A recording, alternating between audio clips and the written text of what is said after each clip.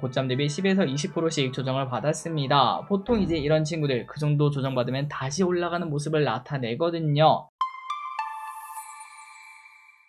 네, 안녕하세요. 주식은 역시 기리기리세 기리십니다. 안녕하세요, 기리분들. 자, 벌써 금요일입니다. 한 주는 뭐 이렇게 빠른 건지. 오늘은 또 어떤 특정 섹터가 엄청나게 뜨거웠거든요. 어떤 섹터가 좋았는지 빠르게 또 공부해보도록 하겠습니다. 같이 공부하시죠. 렛츠 기릿. 자, 첫 번째입니다. 넷플릭스의 호실적 발표. 자, 실적 시즌입니다. 그러다 보니까 넷플릭스가 실적을 발표했는데 호실적이 나왔다고 합니다. 매출은 110.8억 달러로 시장 예상치인 110.7억 달러, 조금 더 좋았다고 하고요. 영업이익도 전년동기보다 45%나 증가했다고 합니다. 자, 이러한 호실적의 배경에는 한국 콘텐츠를 빼놓을 수 없다고 합니다. 오징어 게임 3 그리고 캐대헌 등이 있었다고 하죠. 오징어 게임은 넷플릭스 역사상 모든 시리즈를 통틀어 6번째로 높은 기록을 썼다고 하고요. 캐대헌의 사운드 트랙은 빌보드 차트를 휩쓸고 있는 걸 확인할 수 있습니다. 다만 이러한 호실적을 꺼내긴 했지만 뭔가가 아쉬웠는지 일단 시간 내에서는 어제 오른 만큼 하락하는 모습이 나타났습니다.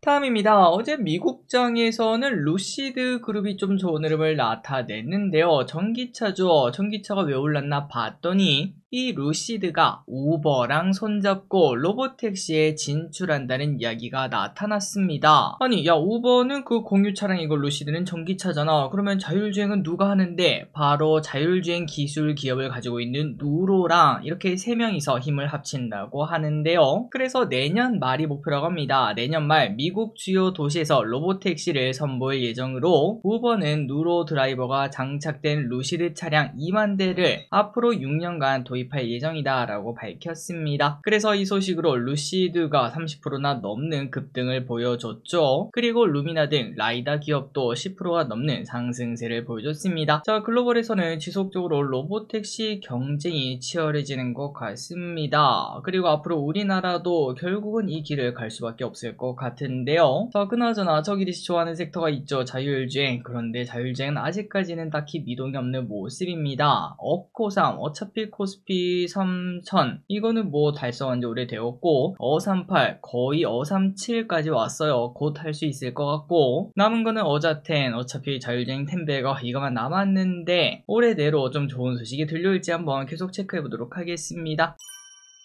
다음입니다. 미국 가상자산 3법 통과. 이틀 전 하원에서 통과될 것으로 예상되었던 가상자산 3법이 고꾸라지면서 코인 관련주, 코인이 하락하는 모습을 나타냈었는데요. 그런데 우여곡절 끝에 결국 이 모든 게 다 통과가 되었다고 합니다. 가상자산 3법 모두 하원에서 통과가 되었고요. 지니어스법은 상원을 통과하고 넘어왔기 때문에 트럼프 서명만 남아있는 상황이며, 나머지 클래리티법, 반 CBDC법은 상원에 넘어가게 되었다고 하네요. 그래서 이러한 소식으로 가상자산이 급등했습니다. 알트코인이 특히 좋아요. 리플은 10% 넘게 상승했고, 이더리움도 3,500달러 선을 터치했다는 소식입니다. 다음입니다. 서학개미 돌아올까? 자, 증권가에서 서학개미들이 국내 증시로 다시 돌아올 수 있다는 의견이 솔솔 들려오고 있습니다. 코스피가 강세를 보이면서 국내 증시에 자금이 들어올 수 있다는 건데요. 참고로 지금 서학개미 분들이 많이 가지고 있는 기업이 뭐가 있을까 하고 왼쪽에 보니까 테슬라가 가장 많습니다. 무려 28조나 있는 걸 확인할 수 있죠. 그리고 엔비디아 20조, 팔란티어 7조,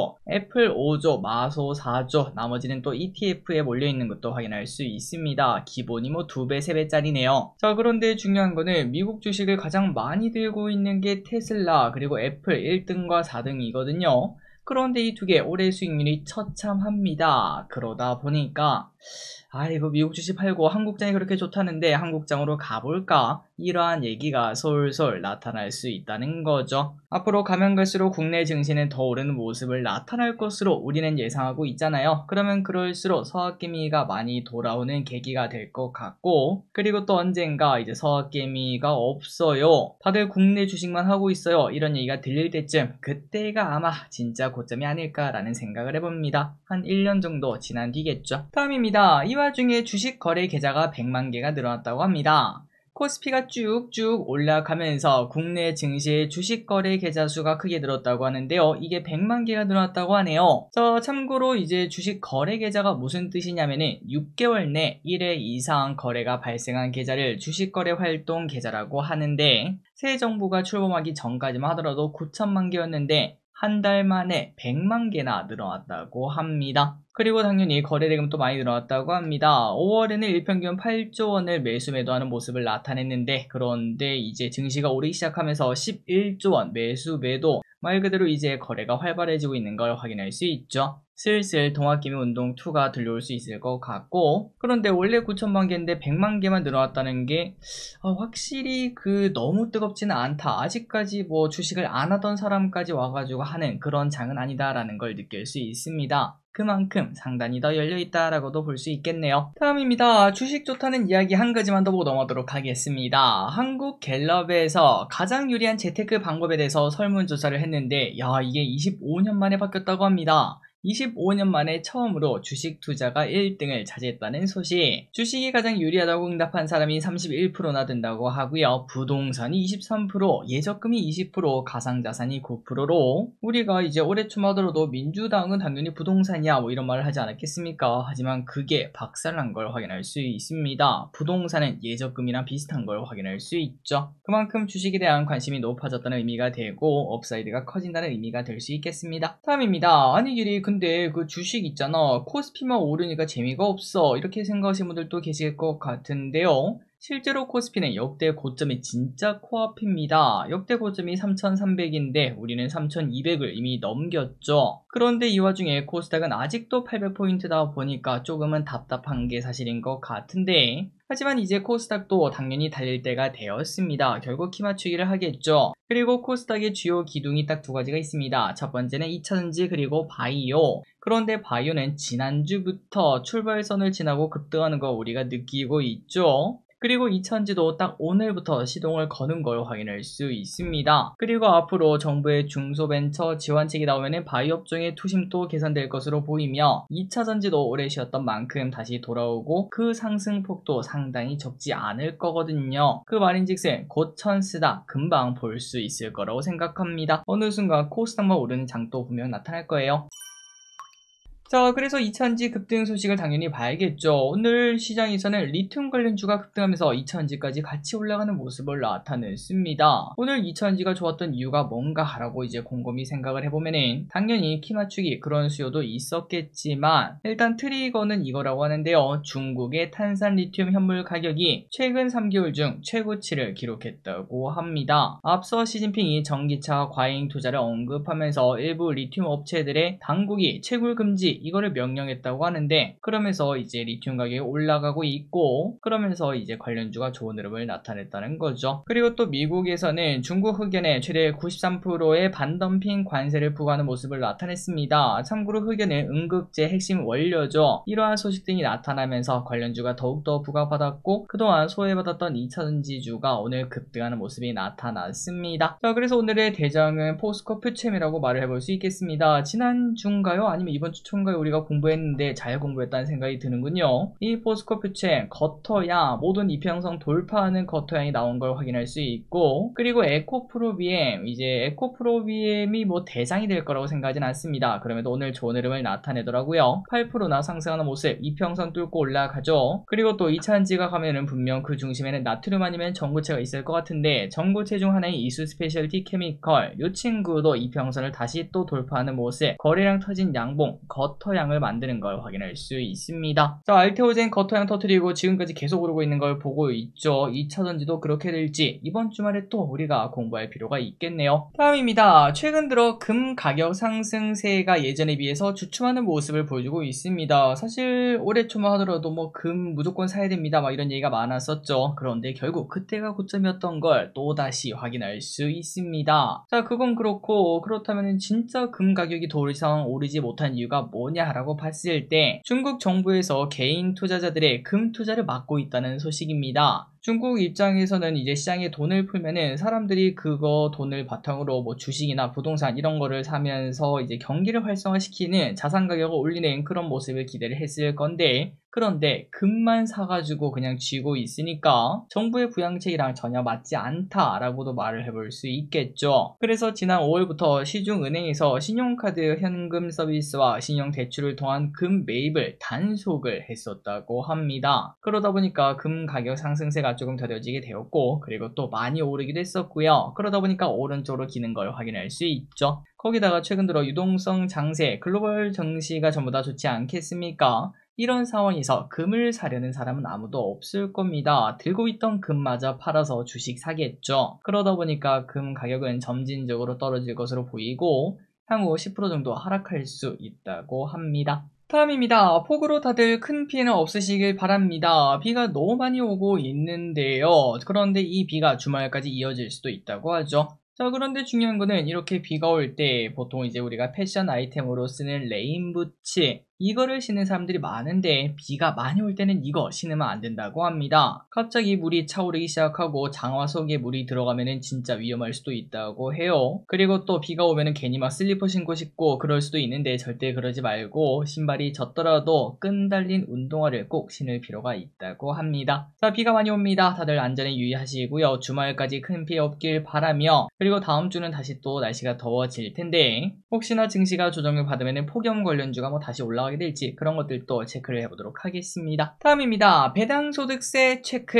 정부에서 주주 환원율을 높이기 위한 정책으로 배당소득세 분리과세를 추진 중이다, 이런 얘기를 많이 봤었죠. 현재 배당소득은 연 2천만원까지 15.4% 과세되고, 그를 초과하는 소득은 종합소득에 들어가서 최대 49.5%까지 누진세율이 부과가 됩니다. 조금은 너무 심하다 싶긴 하죠. 그러다 보니까 배당에 대한 그런 부분이 조금은 위축된 부분이 있었는데, 그런데 정부와 여당에서는 배당 성향이 높은 기업에 대해 배당소득세와 과세 비율을 낮춰서 배당을 많이 하도록 하는 것이 목표라고 합니다. 일단은 배당 성향 35% 이상인 기업의 배당에는 2천만원에서 3억까지 22%를 적용하자, 이렇게 말을 했다고 하네요. 그래서 이게 뭐 통과가 되면 당연히 배당주에게는 더 호재라고 말을 해볼 수 있겠습니다. 그런데 중요한 거는 배당주를 담은 ETF, 그런 것들도 있을 텐데 그 ETF는 포함되지 않는다는 소식. ETF의 분배금은 배당 성향을 구분하기도 어렵고 많은 기업들이 섞여 있는 데다가 배당금 외의 수익도 발생해 여기서 분리과세를 적용하긴 쉽지 않다고 합니다. 참고하시면 될 것 같네요.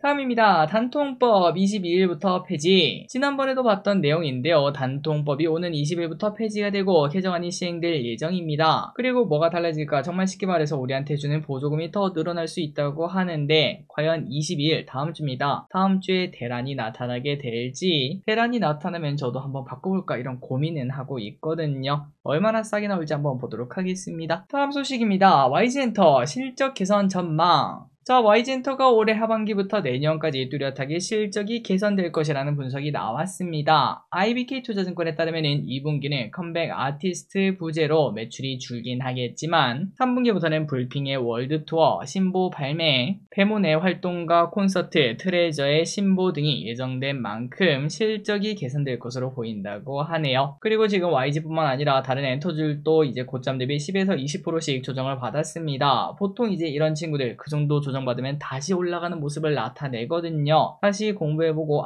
이제 매수 타점이 왔다 이렇게 생각하신다면 슬슬 분할 매수로 들어가도 되지 않겠나라는 생각이 듭니다. 다음입니다. 미국 소고기 자꾸 오른다. 자, 지난번에 봤던 내용인데요. 여전히 미국 소고기 가격이 오르고 있다고 해요. 자, 미국의 소고기 가격이 오르고 있습니다. 통계에 따르면 햄버거용 소고기 다짐육 평균 가격이 1년 전 대비 12%나 상승했다는 소식인데요. 이렇게 소고기 가격이 오른 이유가 뭐라고 했죠, 지난번에? 맞습니다. 서부 지역 가뭄으로 인해서 풀이 없는데 소는 계속 이제 풀을 먹어야 되니까 어쩔 수 없이 사료를 줘야 되지 않겠습니까? 그런데 그 사료 가격까지 오르다 보니까 소를 줄이고 있다, 그런 얘기를 봤었죠. 그 말인즉슨 소 개체수가 줄었으니까 소의 가격이 올라간다는 소리가 될 것 같습니다. 수요와 공급의 법칙이죠. 그러다 보니까 소 가격이 올라가고 있고, 그리고 이렇게 소 가격이 오르다 보면은 결국 또다시 소를 다시 키우려고 하는 사람들이 많지 않겠습니까? 그것도 당연한 결과겠죠. 그런데 그렇다고 지금 지구온난화 때문에 난리인데 풀떼기가 다시 자라지는 않을 거고 결국 사료를 먹어야 될 텐데 사료를 먹는 양이 많아진다는 소리 아니겠습니까? 그래서 결국 앞으로 또 사료 가격이 오르지 않겠냐, 장기적으로 본다면은 사료 관련주도 한번 좀 볼 필요 있지 않겠냐, 이런 얘기도 나타난다고 하네요. 자, 보통 사료 관련주 같은 경우는 증시가 하락할 때 해지주로 올라가는 편이 있거든요. 여러분들이 혹시나 이제 이러한 현상에 좀 관심이 있다면은 옥수수 가격, 대두 가격, 그리고 그런 것들을 잘 체크하면서 사료 관련주를 한번 접근해보는 것도 괜찮을 것 같습니다. 다만 긴 투자가 될 수 있겠죠. 마지막입니다. 트리폴드 상표 등록. 자, 삼성전자가 두 번 접는 스마트폰을 연내 출시한다고 합니다. 대박이죠. 갤럭시 Z 트리폴드라고 이름을 정한다고 하는데요. 참고로 내년에 애플도 폴더블 시장에 참전한다는 이야기가 나오면서 우리나라에서 이제 폴더블 관련주가 갑자기 급등하는 모습이 나타나고 있는데, 트리폴드가 흥행해준다면 폴더블 부품주들에게는 더욱더 긍정적인 것 같습니다. 대표적인 기업이죠. 파이넴텍, 범잉치가 이야기를 해서 지금 오늘까지도 오르고 있는데, 이 와중에 파이넴텍은 175억 원의 신규 시설 투자를 발표하면서 주가 상승에 박차를 가하고 있다고 합니다. 대박이네요. 자, 오늘의 홍보 여기까지 끝났습니다. 항상 같이 홍보해서 진심으로 감사합니다. 지금까지 길이셨습니다. 빠이요.